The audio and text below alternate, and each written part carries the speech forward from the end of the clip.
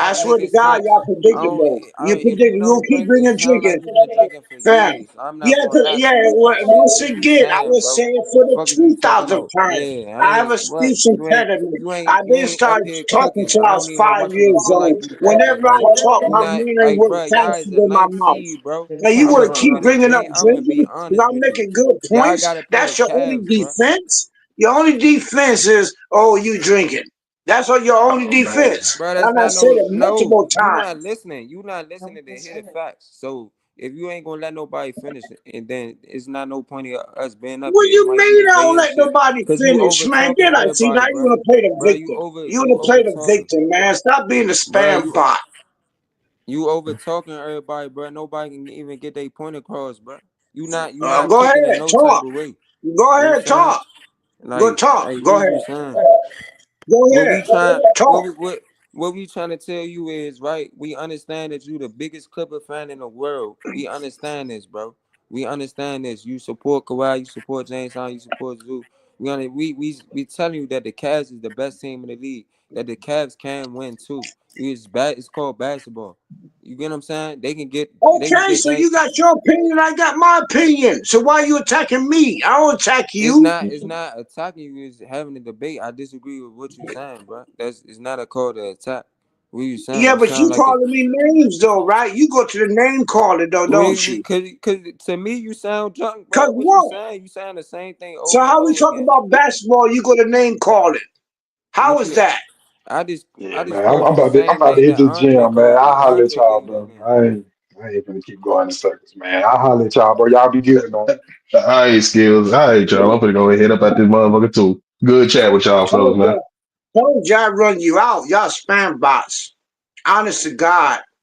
Bro, nobody not no standbys, bro. You just got Man, I'm everybody off out here too, man. confused. I talk to y'all when my team win and y'all come back in. How about that?